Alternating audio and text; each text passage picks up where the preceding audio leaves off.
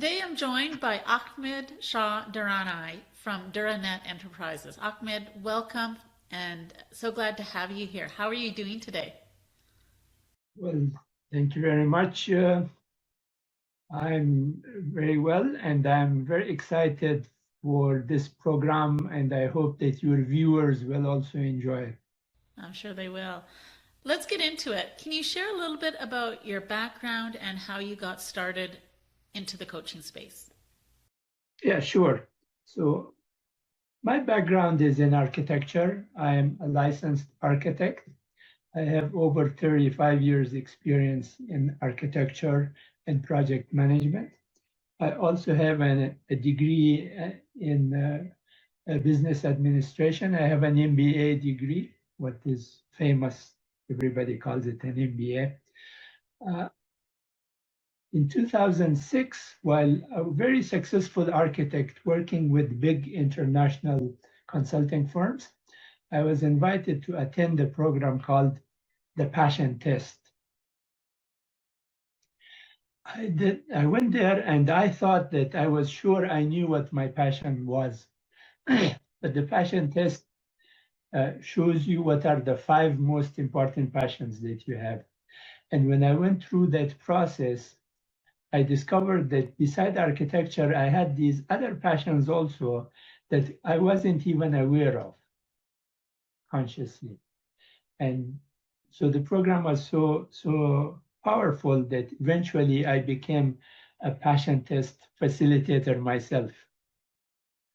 And since then, I have taken hundreds of people through the passion test so that they can discover their own passions and what are the 5 most important things for them at the time of the passion test. When that happened, I found out that I was spending way too much in architecture, even though it was one of my passions. Nevertheless, I had completely ignored the other aspects of and those other passions. So I decided at that time to slowly transition from architecture and try to live those other passions. And those other passions included, I wanted to be an author and write some books. I wanted to become a teacher and share my knowledge and information with other people. I wanted to be a public speaker. And while working on those, I discovered that one of the best ways to make impact on people is also to be a coach. So that's my coaching story. I became a breakthrough coach, and eventually I got certification in a variety of other types of coaching also. And currently, my coaching program is called Live and Lead by Design Coaching. So in my coaching space, I don't focus on just life or career or executive or something. I work with the individual in a holistic way where we go through all aspects of the person's life, whether it's career, whether it's finance, business, relationships, and a variety of other aspects. It's a holistic approach to coaching. I love hearing how all those pieces connect. So what does your life look like in your business right now with all these people, all these facets of coaching that you manage? What are you focused on day to day?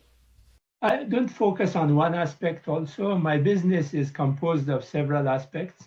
So I would say 3 major aspects of my business and my career, which I don't distinguish between my company business and what I do. So there is what I refer to as the community activism in my business. This is the item that I don't expect any revenues to come from. I do some social media programming for people to learn from. I'm very much involved in the immigrant community here in Canada, but also in the motherland, which is a war-torn country.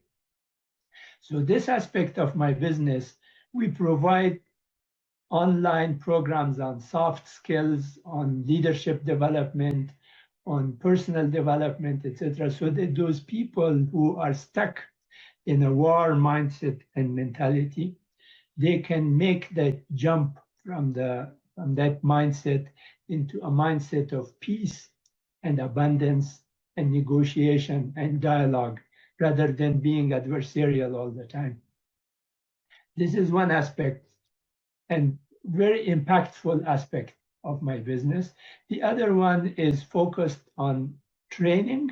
So I provide 15 different types of training programs to professionals and corporations on leadership skills, communication skills, mental health, stress management, employee engagement, personal development, the difference between leadership and management, and a variety of other things, including communication skills and passion tests.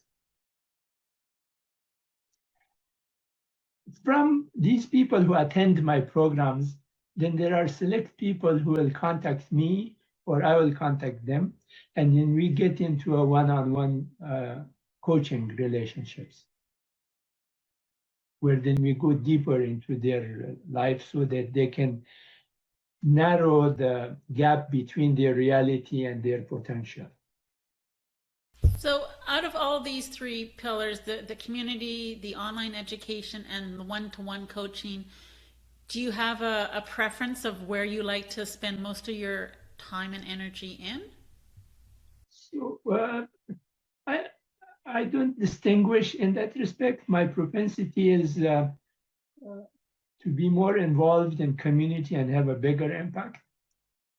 But reality is that doesn't bring any bread and butter to the table. So it is balanced by these other two. I would say it's a triangular relationship where the three sides are of equal size, what they call it equilateral, or I don't know which kind, equilateral triangle. English being my third or fourth language, so sometimes I struggle to find the correct word for it, what is used in that language.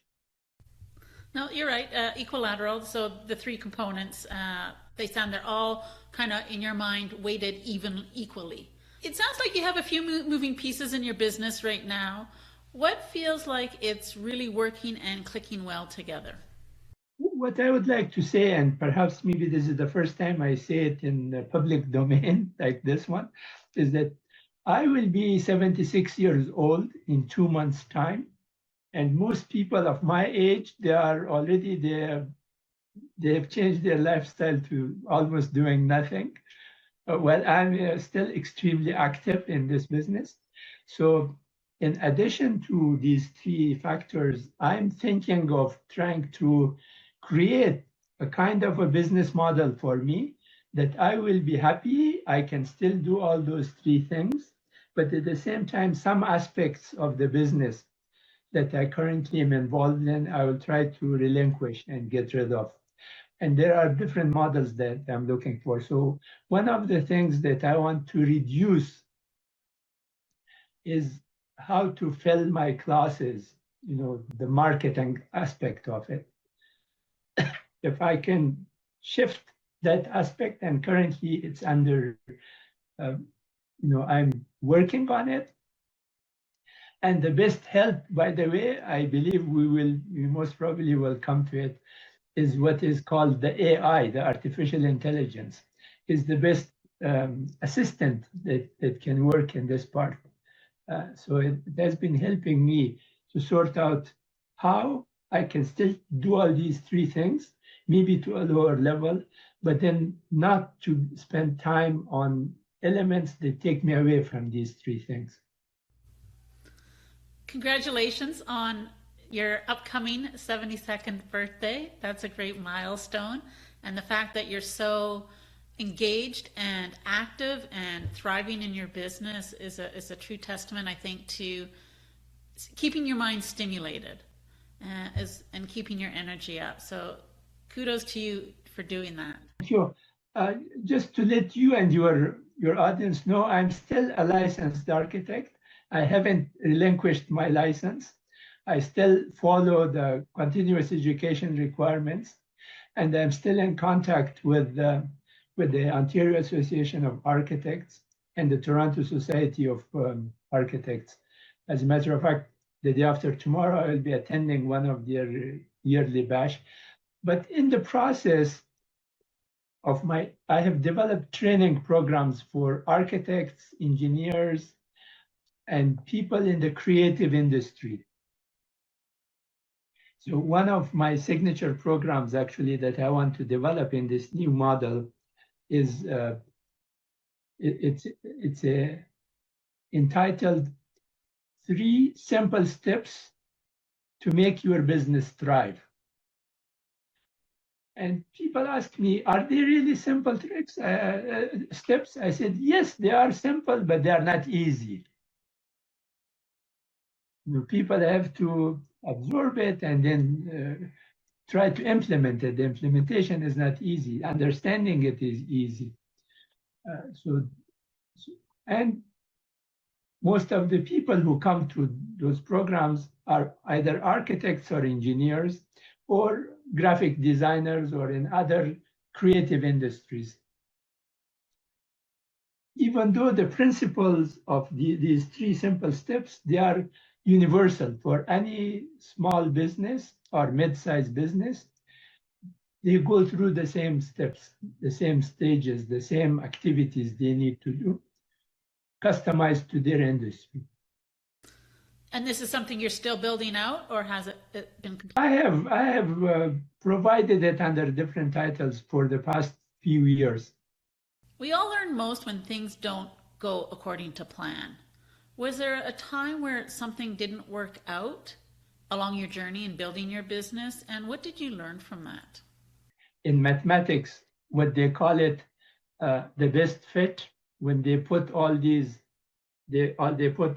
dots from a laboratory experience, and then they make a formula based on the best fit. I'm not sure if you can envision that one. Planning is actually the best fit. So, but before you fit it, you establish the best fit, and now when you practice, it may happen that it never fits that one. It's always, there is a deviation from it. What you get in reality is not 100% fitting the plan. So the plan has to accommodate changes, contingencies, variations. And when that happens, then people don't agonize over it. And I have learned that early in my career, as when I was doing my MBA studies, when I got my MBA, we went into these regression analyses and statistics and stuff like that, where I found out that the reality is always different than what the theoretical line that you put for on paper. The actual road is different than the roadmap. And so is the lesson there that you just need to be adaptable and flexible and not to, be too upset or too tied to a theoretical outcome? Like, for example, I tell my students, as well as the people that I coach, that when you make your plans for the day, you don't plan an 8-hour day. You plan a 6-hour day and you leave 2 hours for the things that are not planned that will come. So by the end of the day, you would have achieved what you planned for, but also you wouldn't be surprised that, oh, this thing came and it prevented my plan from being completed. So it's that kind of activities, or people will say that, well, I don't have enough time in a day for me to do all these things. And we have developed a method of that you plan, your overall plan is on a weekly basis, where every person has 168 hours in a week. And then you take it from there and then you spread that on the necessities. What are necessarily required for you. So people sleep every day. People need to work every day. People need to have their family obligations. They need to eat. They need to do so much. So you put it in a list, and then you say, okay, sleep, I need to do 7 days a week. So you put 7 days. Work, I need to do 5 days a week, or 3 days, or 6 days, or whatever. These other obligations, contingencies, etc. And then you assign hours to them. So let's say you sleep 6 hours or 8 hours a day. In a week, how many hours are you left with? Work, you did five days a week, 10 hours, including the commute, that is 50 hours. So how much you are left with? The other obligations, cooking, laundry, etc., whatever things that you need to do. At the end, you will be left with a few hours. That is, consider it as a me time. If that is not enough to read the book that you want, to follow a particular passion that you have discovered that you want to do, then you negotiate with those other things. Okay, for this week, instead of, let's say, 6 hours, I need 10 hours. So can I sleep less, 4 hours less this week, and have those 4 hours for me so I can read the book or finish the task, or live that passion, etc. So it's this kind of flexibility, adaptation, that I help my students with, that then they become more successful in the sense that they also enjoy it. This is part of stress management techniques that I teach them. And does that influence how you as a leader lead and in your own business? Yes, that's what I do. But as I mentioned, the best fit, there are always variations to it. And when variations come, I sometimes, to entertain my classes, tell them that what I tell you, whatever I tell you is not the truth, is not true unless it makes sense for you, unless it's true for you. That's part of my agreement that I learned from one of my mentors. That every person has their own reality, and whatever you tell them, they sort it through the lens of their reality. And then either they accept it, or they are hesitant, or they completely reject it. And that's fine by me. I don't agonize over it if they say that, okay, this is nonsense. In the beginning, we agree that what I mentioned, what I tell them is not true unless it's true for them. So it sounds like respecting where they are and their worldviews, offering them guidance. And the pace in which they want to move forward.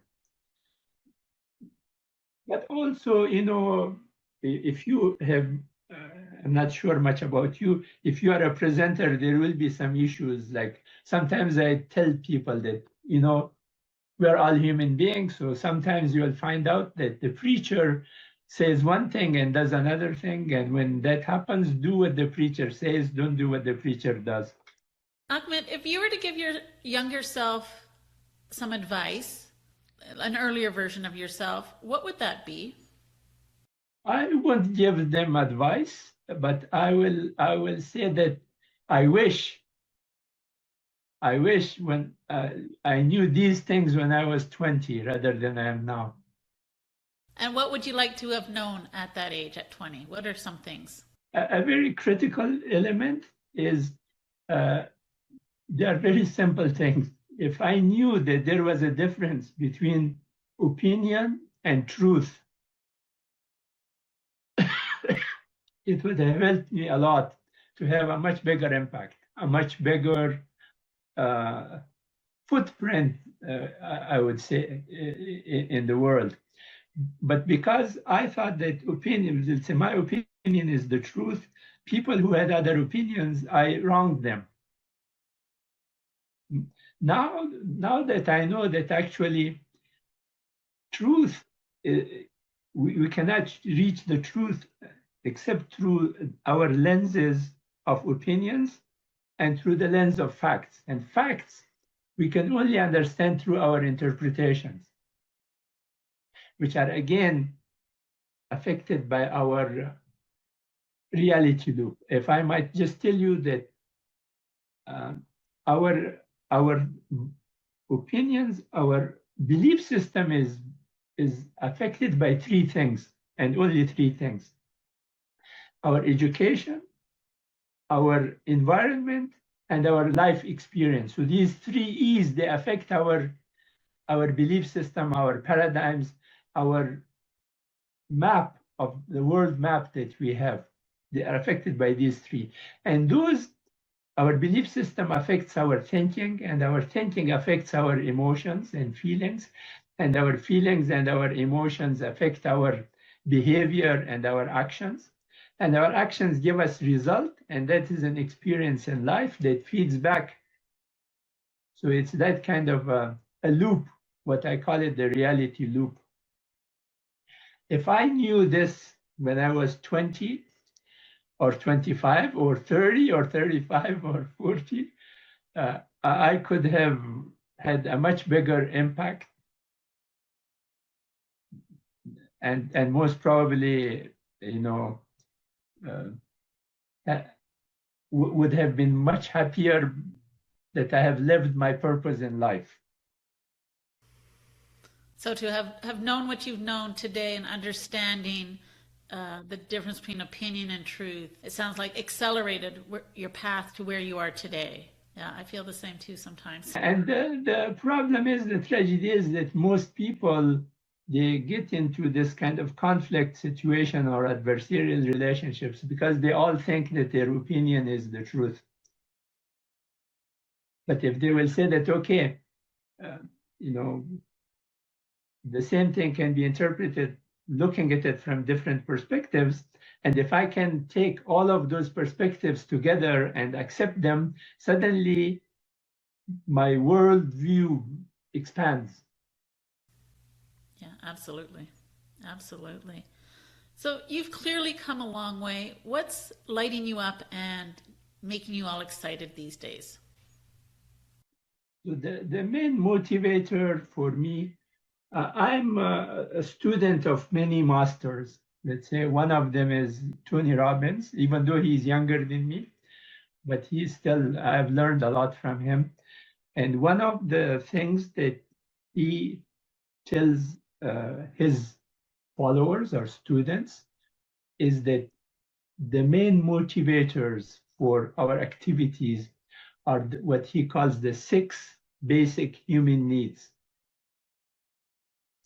And those needs are the need for certainty, the need for variety and uncertainty, the need for love and connection, the need for distinction and importance, the need for growth, and the need for contribution beyond yourself. So any activity that I'm involved in, if I can satisfy these 6 basic human needs, fantastic.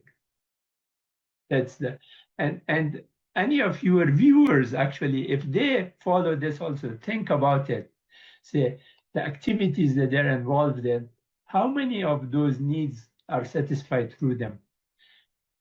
And if they know that not only they have those 6 basic needs, but anybody in their network, in their community, in their family, also have those 6 basic human needs.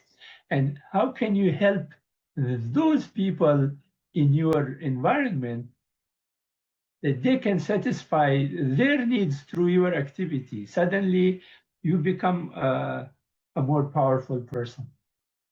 It's a very powerful lens to choose your activities and lead your life by, for sure. And it sounds like you do that every day with your work and your business. I do my best. I still have a lot of gap between my reality and my potential. People ask me, how is business, how is work, how is life? And I tell them that there is a gap between my reality and my potential. But as I narrow the gap, my potential goes up also. You're chasing a moving goalpost. So you mentioned earlier on in the conversation about making an impact. When you look to the future and you look to your next chapter in your business and in your life, what kind of impact do you want to make?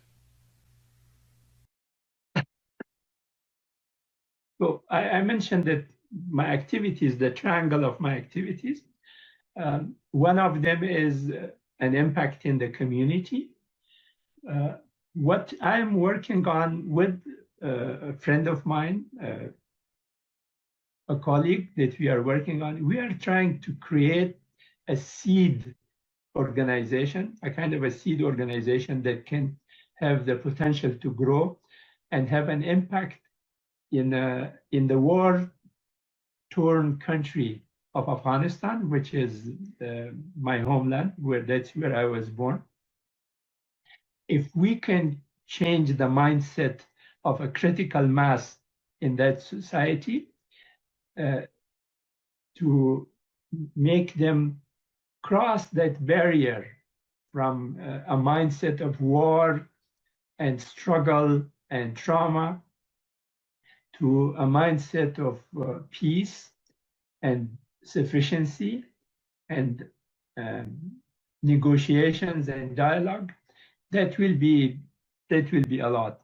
We believe that every individual in a society or a society itself, and that applies, doesn't matter whether it's in Canada, it's in the US, Europe, anywhere, or Afghanistan.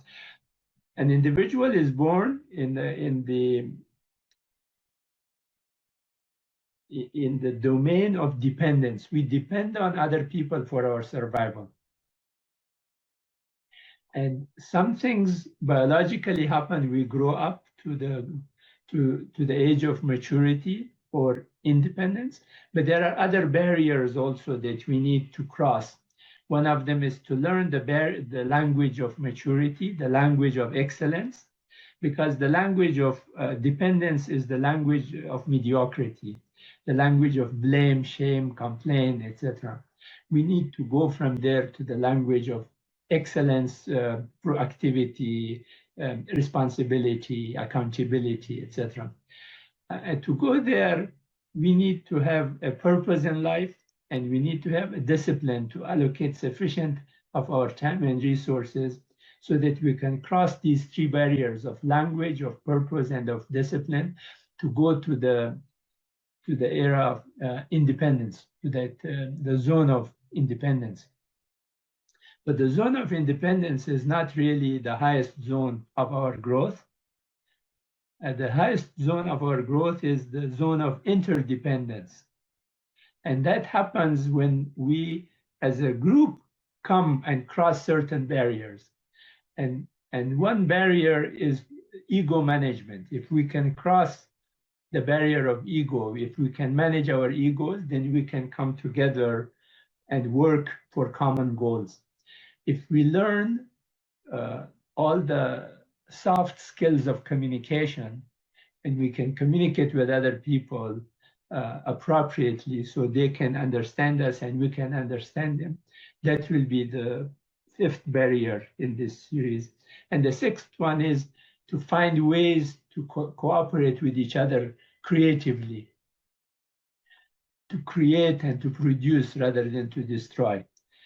The cooperation can be done destructively or constructively. But what I'm saying is that in this process, it will be creative, productive cooperation. And then you reach to a level of interdependence where you can produce much more than if you work on it as an independent person.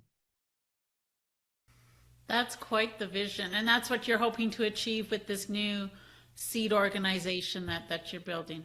That's what we do. We have so far created 78 programs that are on YouTube. We have created a channel on YouTube, and every week we add one program to it. And we are planning to have at least 100 programs there. So but they're not in English. So people who hear our this podcast today, if they don't speak Afghan languages, they won't be able to take advantage of it. But in my other training programs, we do offer the same programs. So it's really these programs, that the 15 programs that I offer, an Afghan version of it is included there. I understand. Before we wrap up, I'd love to leave our listeners with one takeaway. If you could give one piece of advice to a leader who's navigating change and growth today, what would that be? That is, I usually don't think in terms of one thing. The lowest that I think is in triangles. So will it be okay if we do this? Okay. So what I will advise them is all the pains and the pleasures that we experience in our life is the result of our relationships. There is absolutely no exception to this rule. The relationship can be with other people. The relationship can be with your body parts, with the organs of the body. The relationship can be with your computer, with your car, with your cell phone, with your house, with your environment, and obviously with other people. So if they focus and get the skills that can improve their relationships with other people, with other things, they will be way ahead of the curve. And just to mention that is that the quality of our life depends on the quality of our relationships. And the quality of our relationships depend on our communication skills. So, yeah, so to bring that to the triangle, there is what is called the ARC triangle. The ARC triangle is a kind of a triangle that I learned from one of my mentors, and then I have developed it. The A stands for affinity. The R stands for reality or common points. And the C stands for communication. So if you want to improve your relationship with other people or other things, you need to expand this triangle so that all the three equilateral sides of the triangle are bigger. And they can be done like this. So if you want to increase your relationship, improve your relationship with a person, try to find as many common points that you have with that person as you can find.